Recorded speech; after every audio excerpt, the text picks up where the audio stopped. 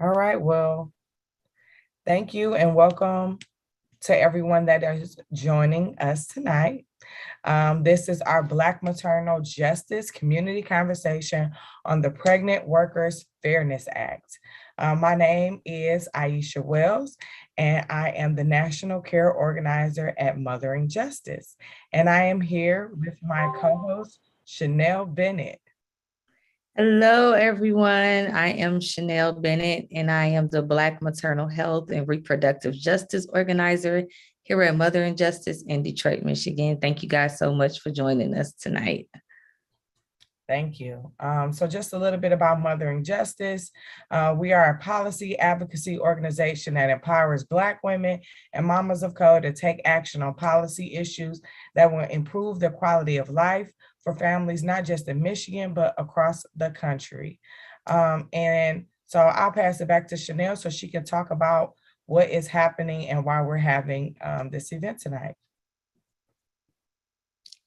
So tonight, well, first of all, this is happening in lieu of Black Maternal Health Week, which is next week.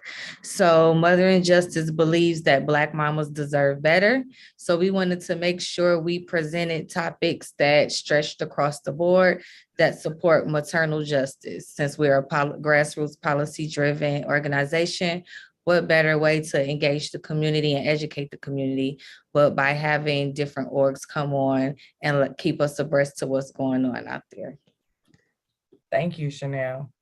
So we are joined here with our wonderful panelists. And first, I just want to recognize and congratulate our new Supreme Court Justice, Ketanji Brown Jackson.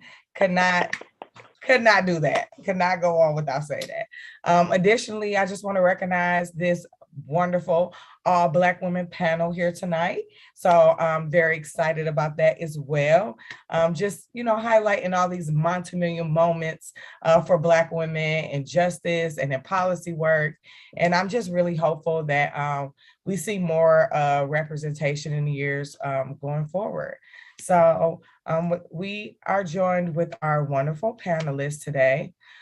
We have today Nkenge Browner she's our grassroots director at Mother and Justice.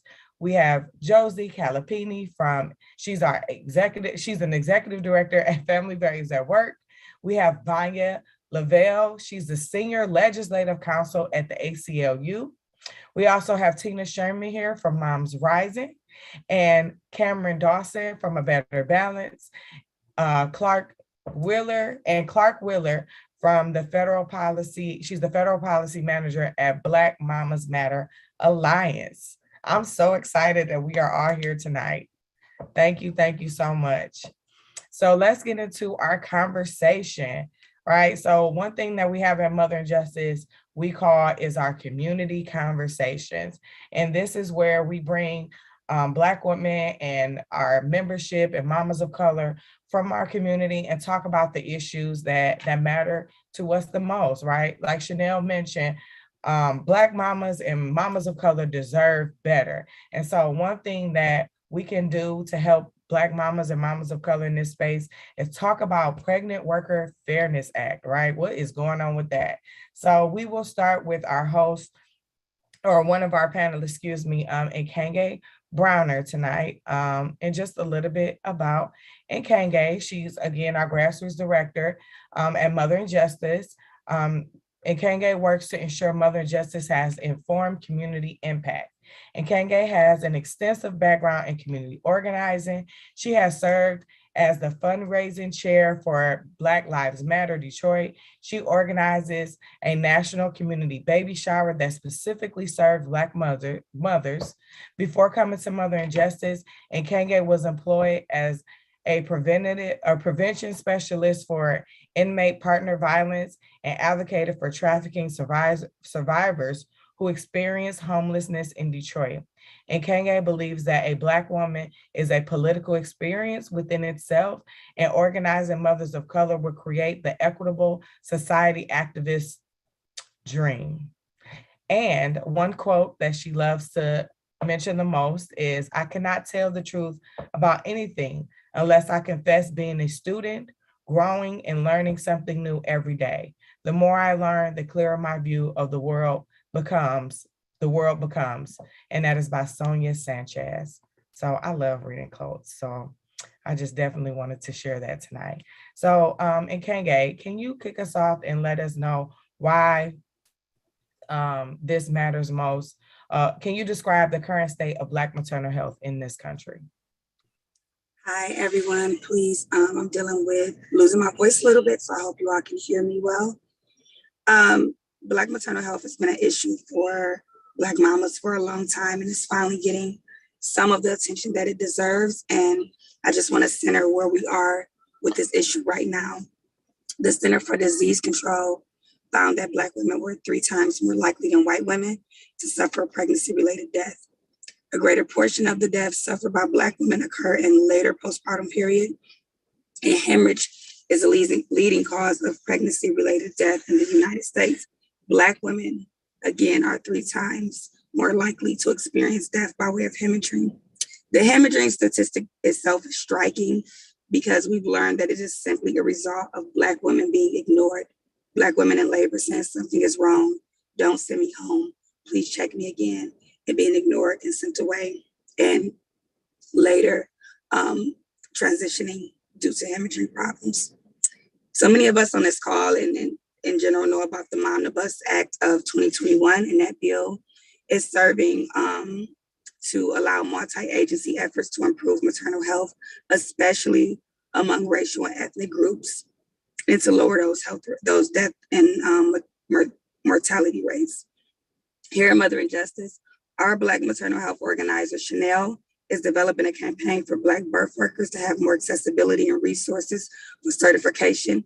And overall, we just want Black birth workers to have careers where they are doing what they require to do for long periods of time and improving their craft and able to actually benefit and live from the work that they do. I always say birth workers got to eat too. We have to serve them as they are serving us. Our grassroots team organized a doula matchup at the beginning of the pandemic to help connect Black pregnant people to birth workers. And we made sure one of the stipulations for being a doula with us is that you offer payment options for our mamas. Overall, Black maternal health is getting the political attention our birth workers, our mamas, our pregnant people, our community orgs have demanded for years.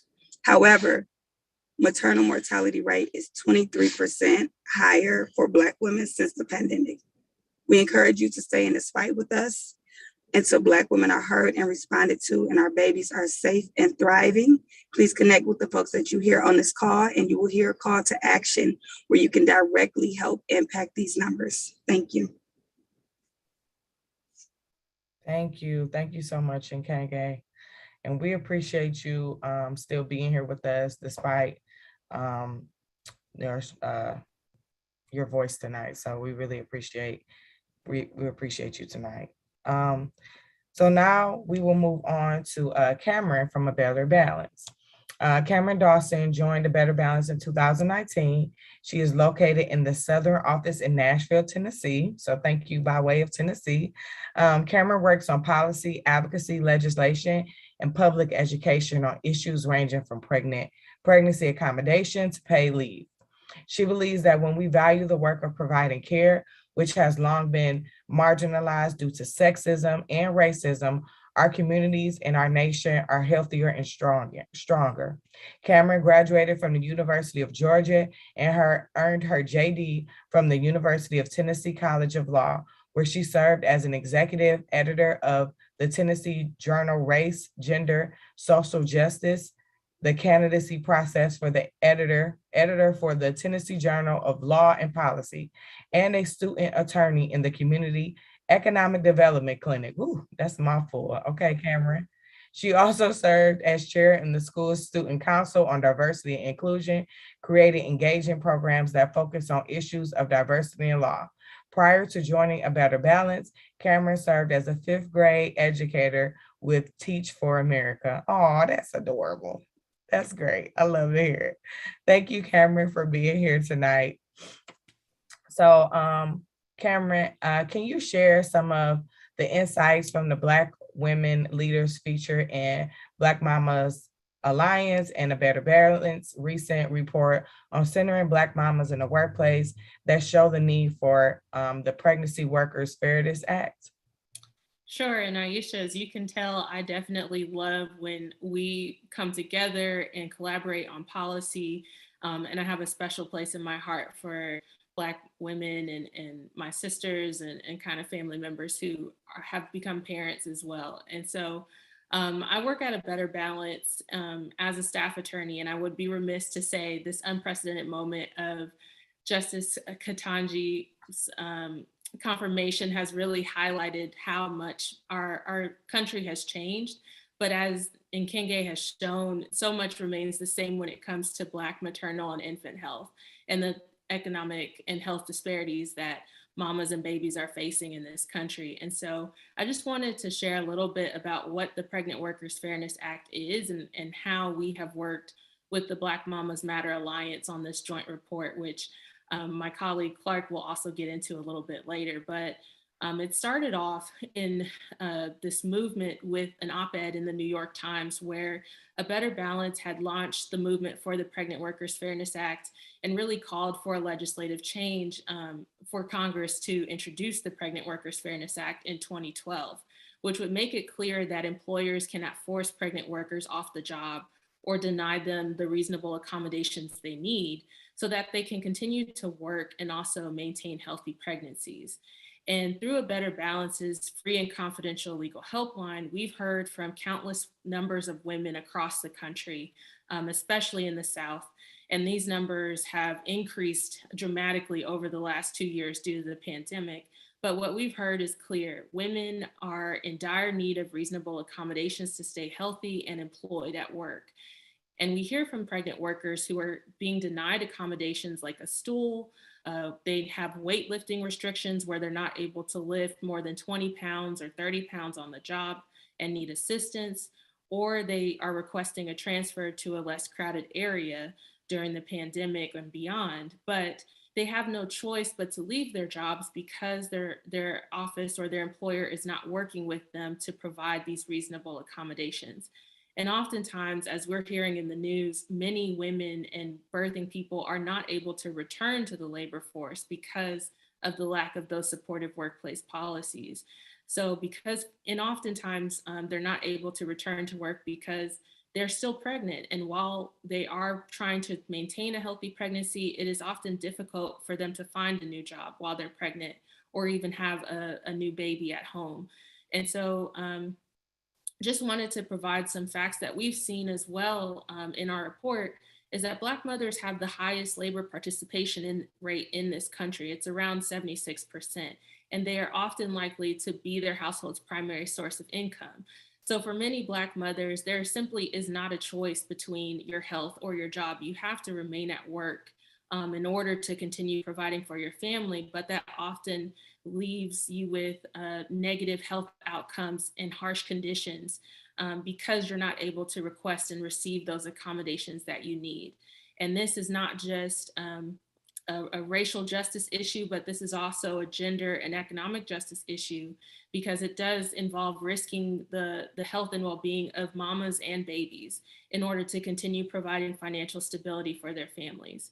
Now, we've also seen, particularly on our helpline, that Black women have been disproportionately harmed by both the economic and health aspects of this problem. So because of systemic racism and gaps in our laws that are currently in place, Black women have been disproportionately concentrated to these low wage, oftentimes frontline jobs that have poor working conditions and are denying reasonable accommodations, even as simple as, not being able to have a stool to sit on or getting a water break frequently so that you can stay hydrated.